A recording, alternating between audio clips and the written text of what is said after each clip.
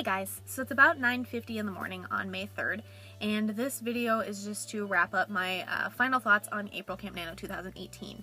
I did have this video filmed yesterday, but it ended up being about 11 minutes long, and I can't export videos that are any longer than like 5 to 6 minutes, since I had to move everything from my iPod over to my iPad after my iPod died, and I don't have enough space to put out longer videos anymore.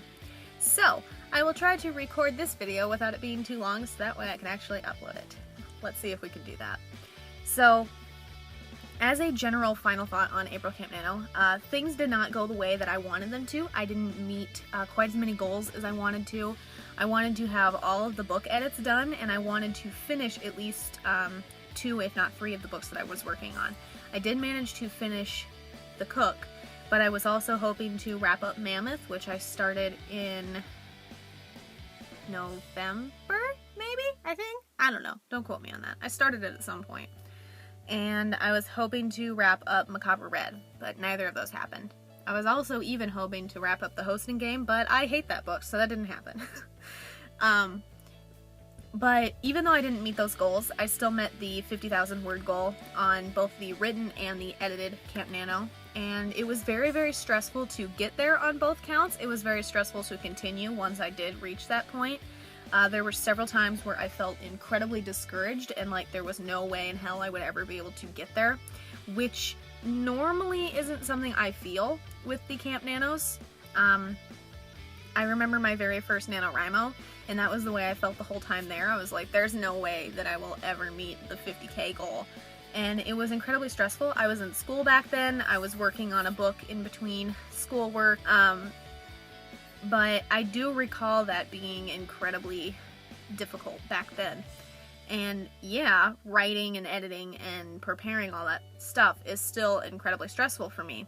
But I normally don't feel like a constant pressure of, oh, you have to meet this word goal by this day or your brain will explode kind of pressure. But I did feel a lot of discouragement, and I felt like a lot of outside sources were making me feel like hell during April. I had people that I went to school with that were approaching me to want me to do their homework for them, which is not a new thing. I am entirely used to that. I was just surprised that that specific person thought it was cool to ask that again.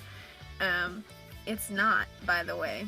So there was a lot of that pulling into my mental health at the time. And then I had a lot of, well, I am self-publishing this one and this one and this one, so they have to be done by this date, but then I also have this book online that I have to update every single day. I have this book online that I have to update every other day, and then I have all of these books online that I'm supposed to update pretty consistently.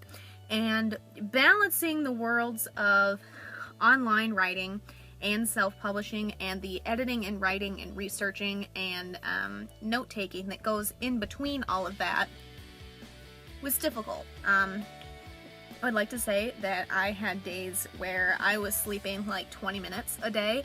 I had days where I was sleeping 10 to 12 hours a day because I was trying to catch up before, and neither one of those things is healthy, by the way. I went several days where, because I was so focused on trying to write or edit or try to catch up to things that I didn't do the day before because I slept in, I was losing sleep, and then I was forgetting to eat, and then I was forgetting to do something else, and my mind was all over the place, and none of that was healthy.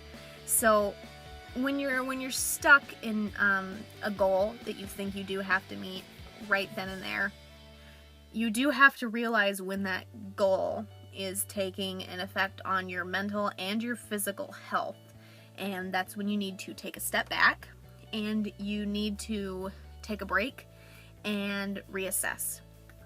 And I have started doing that now. On May 1st, I took a complete break from CampNaNo.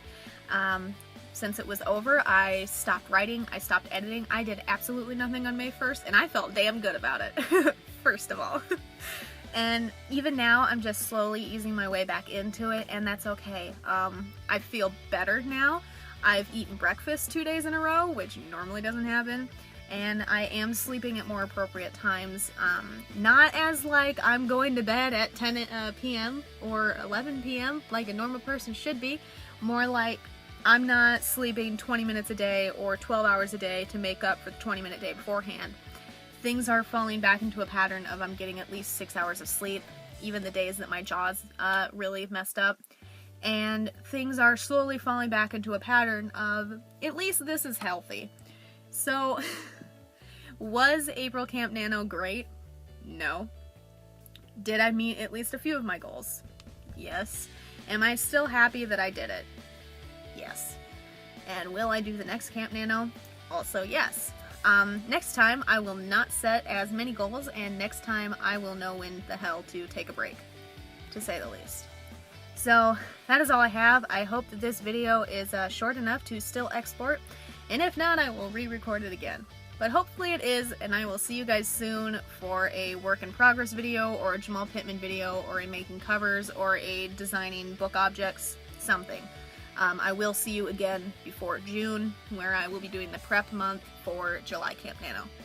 Either way, thank you guys for watching. If you did April CampNaNo, I hope it went great for you. If you would like to share your experience in the comments below, feel free to, and I will respond and we can chat if you would like to. Anyway, one more time, thank you guys for watching, and I will see you in the next one. Bye for now.